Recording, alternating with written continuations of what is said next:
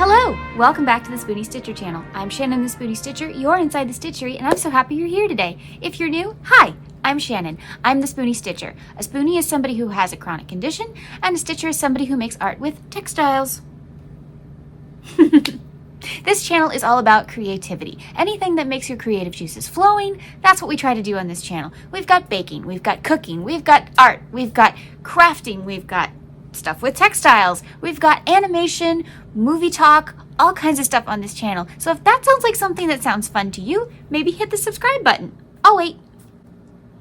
Thank you so much. Maybe hit like button while you're down there as well. That tells the algorithm you want more stuff like this. Today, I don't know what we're gonna do, but stay tuned and we'll have fun together. Merry Christmas. This is a very different kind of video.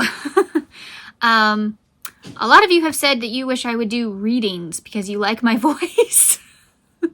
Well, if I'm going to do a reading, then why not do something I wrote?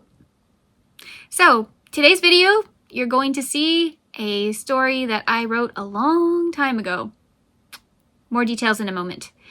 And it is a children's story, so if you want to gather your grandchildren or your children or little children that are around you, they might enjoy the story too. It is a children's story, and it is a Christmas tale.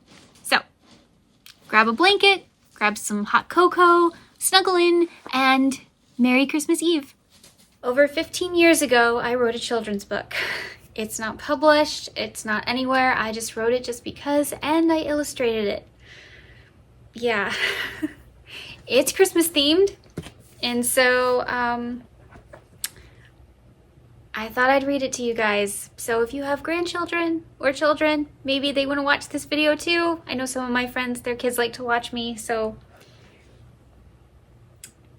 the most important part, grab some hot cocoa, grab a blanket, and enjoy. Today was the big day. 5-year-old Timmy Preston was going to audition for this year's Christmas pageant. He was so excited that he didn't even remember to eat his breakfast. His mother just shook her head and smiled as Timothy raced out the door, headed for school. Once at school, Timothy waited impatiently for his turn to audition. Finally, Mrs. Turner called, "Next!" Timothy hopped up and went toward the front of the auditorium.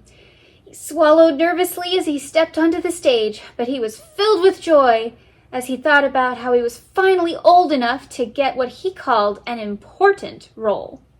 That afternoon, Mrs. Preston was busy cleaning the house and she heard the school bus stop out front. Then she heard the front door slam.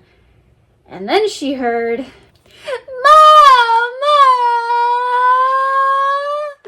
Timothy wailed as he rushed into the kitchen and sobbed into his mother's dress. "Timothy, dear, what's wrong?" Mrs. Preston cooed as she stroked his hair. Timothy looked up and wiped his nose with his sleeve. "Well, all my friends got important parts in the pageant. Billy is the angel Gabriel, and Marcus gets to be Joseph, and Andy is Caesar, and I'm just a shepherd." Mrs. Preston asked Timothy, "Well, what's wrong with being a shepherd? You know the shepherds played a very important part in the Christmas story." "They did?" Timothy sniffed.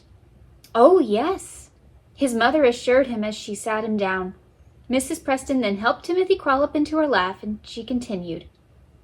"You see, Timothy, the shepherds were grazing their sheep in the fields when suddenly an angel came and announced to them that the Savior had been born. They could find the baby lying in a manger in the city of David. He was Christ the Lord. And then the shepherds saw thousands of other angels in the sky praising God. The shepherds went immediately to find baby Jesus." "Well, I know that, Mama, but I don't see how doing that is important." "I'm almost there, dear. Be patient. Now, as soon as they had seen baby Jesus, the shepherds rushed throughout Bethlehem and told everyone they met that the Messiah had been born. The deliverer had finally come. And Timothy, do you know another name that Jesus is called? He's called the Good Shepherd. Those simple shepherds got to tell everyone about the Good Shepherd. Wow! Timothy said with wonder in his voice. Now, do you still feel that you got an unimportant part? His mother asked gently. No, I get to tell everyone about Jesus being born, Timothy said excitedly. Then he jumped off his mom's lap and rushed upstairs to practice his lines. It was finally the night of the Christmas pageant. Timothy was so excited. It would soon be his turn to go on stage. He silently said his lines over and over in his head. He wanted to make sure he knew them. It was time. Timothy took his place on stage and he said his lines beautifully. Then it was time for everyone in the stable scene to kneel beside the manger and worship the little baby Jesus. As Timothy knelt down, he leaned over the manger and softly said, Don't worry, baby Jesus. I'm going to tell everyone about you, and that's the most important part. Thank you for indulging me. I wrote this many years ago, and I love it. I think it's a cute version of the Christmas story, and sorry if the illustrations are a little haphazard. I'm just a doodler. I'm not an artist, so but thank you so much for being here and listening to the most important part. So, thank you. We interrupt this program to remind you to please like, share, comment, and subscribe if you feel like it, and join our wonderful creative community over here. And don't forget to ring the bell down below so you never miss a video. It helps the channel. Thank you so much. We now return to our regularly scheduled program. Comment below.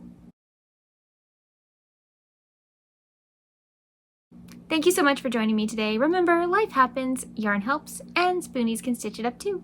Bye!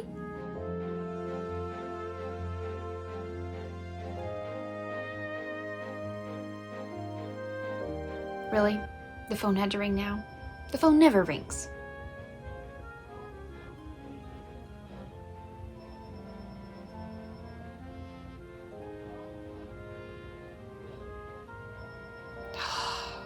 It's enough ringing.